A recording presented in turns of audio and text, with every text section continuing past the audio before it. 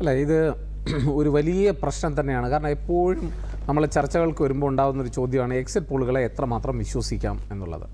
Exit പോളുകളെ വിശ്വസിക്കാം, അവ ശാസ്ത്രീയമായി ചെയ്യുന്നതാണെങ്കിൽ. കാരണം ഇത് തുടക്കം മുതൽ തന്നെ എക്സിറ്റ് പോളിൻ്റെ ചരിത്രവും തെരഞ്ഞെടുപ്പ് പഠനങ്ങളുമായിട്ടൊക്കെ ബന്ധപ്പെട്ട് ഞാൻ ഒരുപാട് ഗവേഷണം നടത്തുകയും അതുമായിട്ട് ആ ടീമിനോടൊപ്പം യോഗേന്ദ്ര യാദവ് മുതൽ ഇങ്ങ് കേരളത്തിൽ ഗോപകുമാർ സാർ വരെയുള്ളവരോടൊപ്പം ഈ പഠനത്തിൽ പങ്കെടുക്കുകയും ഒക്കെ ചെയ്ത ഒരാളാണ് ഞാൻ. തുടക്കം ഒരുപക്ഷെ കേരളത്തിലാണ് തെരഞ്ഞെടുപ്പ് ചരിത്രം പരിശോധിച്ചാൽ ആദ്യത്തെ തെരഞ്ഞെടുപ്പ് പഠനം കേരള സർവകലാശാലയിലെ പ്രൊഫസറായിരുന്ന വി.കെ. സുകുമാരൻ നായർ സാറിൻ്റെ നേതൃത്വത്തിൽ നടത്തുന്നത്.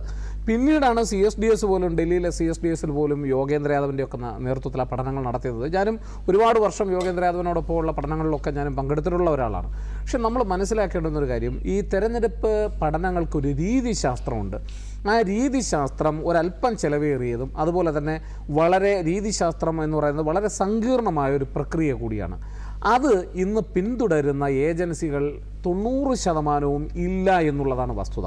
കാരണം അതൊരല്പം ചിലവേറിയതാണ്. അപ്പോൾ അതുകൊണ്ട് തന്നെ മീഡിയ റൂമിൽ വന്നിരുന്ന് പലപ്പോഴും ഞങ്ങൾ തെരഞ്ഞെടുപ്പ് പഠനങ്ങളൊക്കെ നടത്തി എന്ന് പറയുന്നൊരു റിസൾട്ട് പുറത്തുവിടുന്നു എന്നതിനപ്പുറം ശാസ്ത്രീയമായ പഠനങ്ങൾ ഈ മേഖലകളിൽ ഇല്ലാതെ പോകുന്നത് കൊണ്ടാണ് ഇത് സംഭവിക്കുന്നത് എന്നെനിക്ക് പറയേണ്ടി വരും. കാരണം ഇന്ന് വരെ തെരഞ്ഞെടുപ്പ് പഠനങ്ങൾ ഞങ്ങളൊക്കെ ഒരുപാട് പഠനങ്ങൾ നടത്തിയിട്ടുണ്ട്. ഇന്ന് വരെ ഒരു പഠനം പോലും ഞങ്ങൾ ശാസ്ത്രീയമായി നടത്തിയത് തെറ്റിപ്പോയിട്ടില്ല. അങ്ങനെ തെറ്റില്ല ആ പഠനങ്ങൾ. കാരണം അതിനൊരു രീതിശാസ്ത്രമുണ്ട്. ആ രീതിശാസ്ത്രം സയൻറ്റിഫിക്കാണ്, ശാസ്ത്രീയമാണ്. ആ ശാസ്ത്രീയമായ പഠന മേഖലയിൽ കുറച്ച് സങ്കീർണമായ പ്രക്രിയകളുണ്ട്. അതിൻ്റെ സാമ്പിൾ സെലക്ഷൻ, വിദ്യാർത്ഥികൾ കൊടുക്കുന്ന അല്ലെങ്കിൽ ഈ ഡാറ്റ കളക്ഷന് പോകുന്നവർക്ക് കൊടുക്കുന്ന ട്രെയിനിങ്, ഇതൊക്കെ നിർണായകമായിട്ടുള്ള ഘടകങ്ങളാണ്. ഇതൊക്കെ ചെയ്യാതെ ഇതൊക്കെ ഒന്നും മനസ്സിലാക്കാതെ പെട്ടെന്ന് തട്ടിക്കൂട്ടി നടത്തുന്ന തെരഞ്ഞെടുപ്പ് സർവേകൾ തെറ്റിപ്പോകുന്നത് സ്വാഭാവികമാണ്. അതാണ് പലപ്പോഴും ഇത് തെറ്റിപ്പോകുന്നതിന് കാരണം.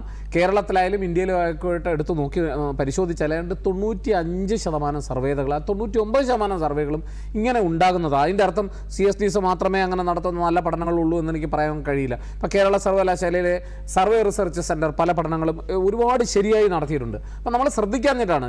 ശരിയായ പഠനങ്ങൾക്ക് ഇപ്പോഴും പ്രസക്തിയുണ്ട്.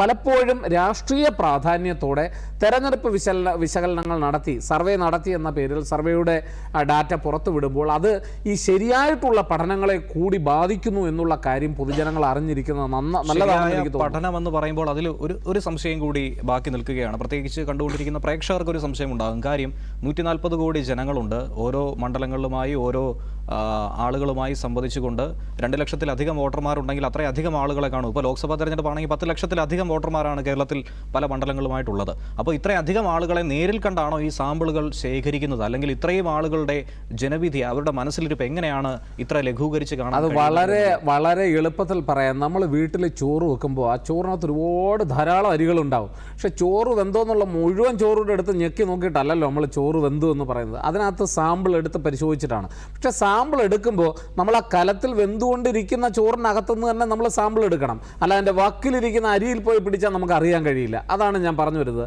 സാമ്പിൾ ഇപ്പോൾ ഒരു മണ്ഡലം, ഇപ്പോൾ തിരുവനന്തപുരം മണ്ഡലം, ഇപ്പോൾ ഉദാഹരണം പാലക്കാട് മണ്ഡലം നമ്മൾ പഠിക്കുന്നു. പാലക്കാട് മണ്ഡലത്തിൽ പഠിച്ചാൽ അവിടുന്ന് നമ്മൾ ആദ്യം ചെയ്യുന്നതെന്ന് പറഞ്ഞാൽ അവിടുത്തെ ബൂത്ത് തലത്തിൽ, അതായത് 150 180 മണ്ഡലങ്ങൾ അല്ലെങ്കിൽ 100 മണ്ഡലങ്ങൾ ഉണ്ടെങ്കിൽ 1 മുതൽ 100 വരെയുള്ള വാർഡുകളും പ്രതിനിധീകരിക്കുന്ന തരത്തിൽ വേണം നമ്മൾ സാമ്പിൾ എടുക്കാൻ. അതിന് ചില മാർഗങ്ങളുണ്ട്. അതുപോലെ തന്നെ അവിടെ എടുത്തു കഴിഞ്ഞാൽ, ഇനി ഒരു വാർഡ് എടുത്തു കഴിഞ്ഞാൽ അല്ലെങ്കിൽ ഒരു ബൂത്ത് എടുത്തു കഴിഞ്ഞാൽ ഒരു ബൂത്തിൽ ചിലപ്പോൾ 1000 വോട്ടുകൾ വരെ വരാം, അല്ലെങ്കിൽ 1200 വോട്ടുകൾ വരെ വരാം, ചിലപ്പോൾ 900 വോട്ടുകൾ കാണും. ആ വോട്ടുകളെയും സാമ്പിൾ ചെയ്ത് വേണം എടുക്കാൻ.